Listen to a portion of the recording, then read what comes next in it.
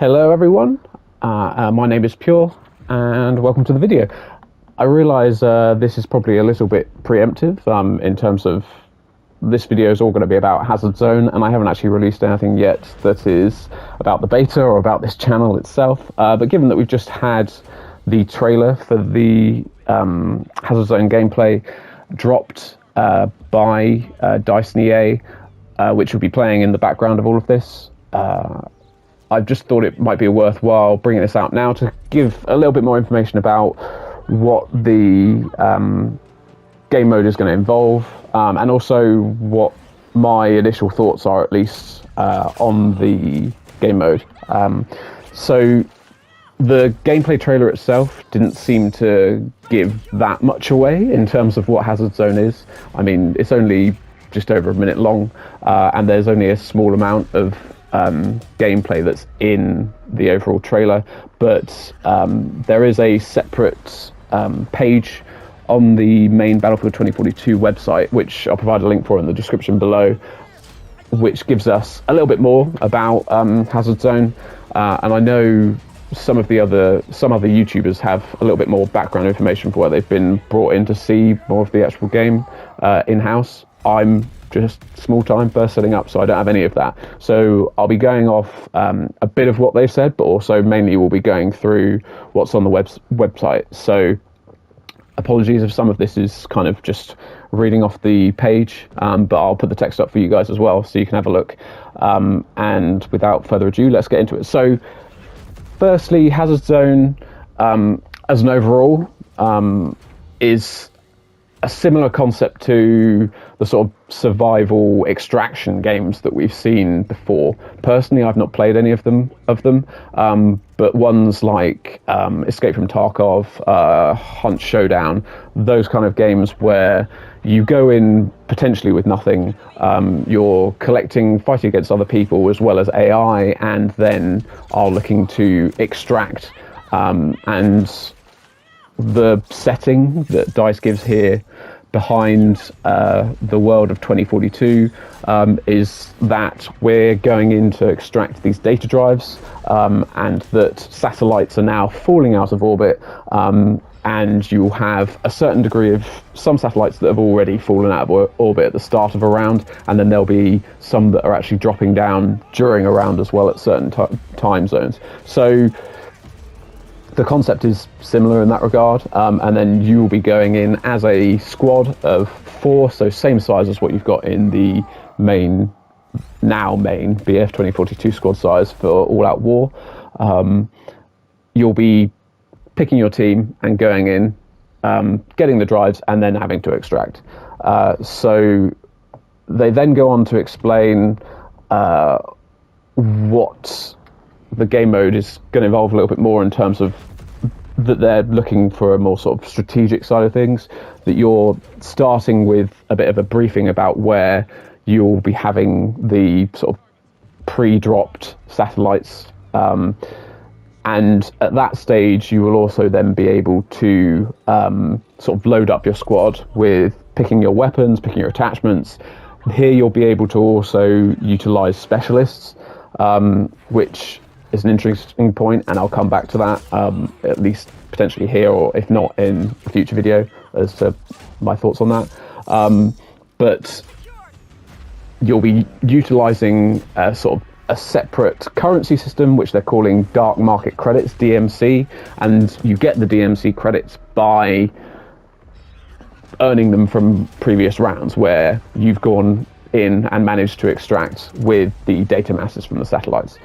So with this, there's kind of a separate meta game that I guess exists within Hazard Zone. My assumption is that those credits earned there don't come across in any way to Portal or to the main multiplayer in All Out War, but that's just my initial assumption.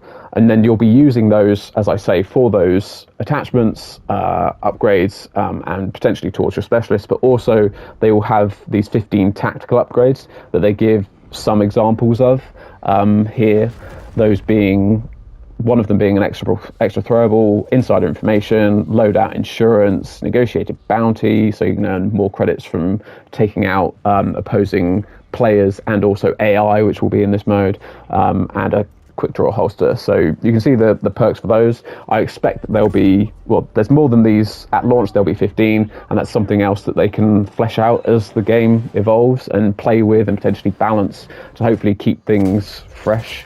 Maybe even do sort of limited time events where certain tactical upgrades are more or less. My understanding from some of the other things that I've seen is that a couple of these will actually be free that you can use every day, being the first two in those. I think the extra throwable, or it might well be that it is the negotiated bounty. But two of these are free that you don't have to use any DMC currency towards, whereas the idea is that the large majority of them will be tactical upgrades that you are using the currency on. So they then give a little bit more information about the fact that there will be AI soldiers in this, and personally I'm hoping that the AI will be a little bit more advanced, if you want to put it that way, than what was seen in the open beta. I personally didn't come across that much AI in my own queues, but from what I've seen in terms of footage and from the small number of times that I did, they are not very impressive, at least in the all-out warfare. So hopefully they will add a little bit more tension and difficulty within Hazard Zone itself.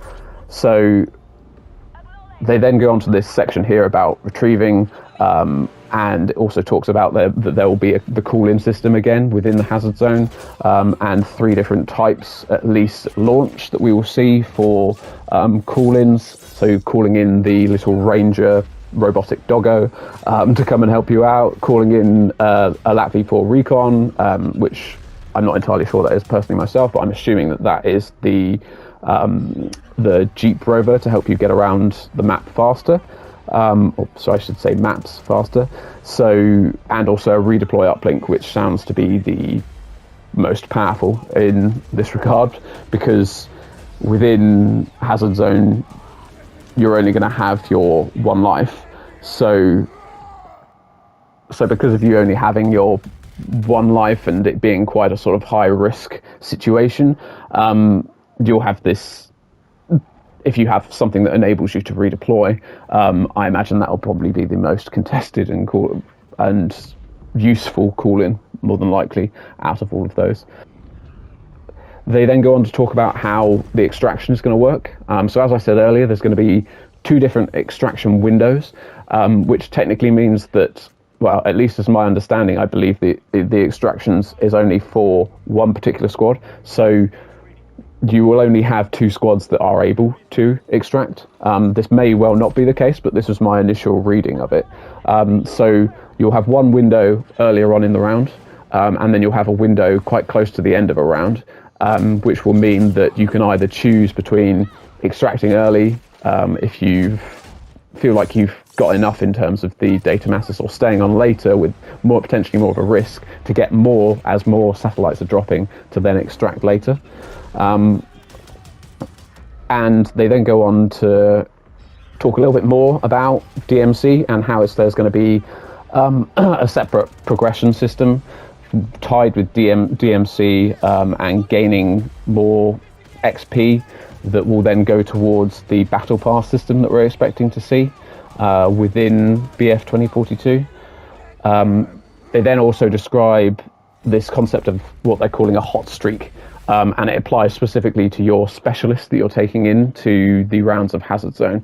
So each time you win, or say win, are able to extract from Hazard Zone, you will then earn this extraction streak marker, which is tied to them. And as it says, this will reduce the cost of weapons, equipment and tactical items for that specialist as you continue playing with them. However, if you fail to extract, that marker and all of its benefits disappear until you earn another streak.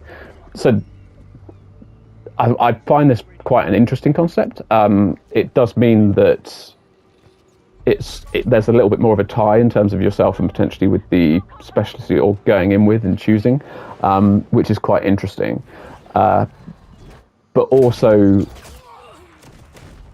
it's a little bit shallow, if it were, in terms of what I see as a sort of starting point, in that all disappears when you've lost your streak.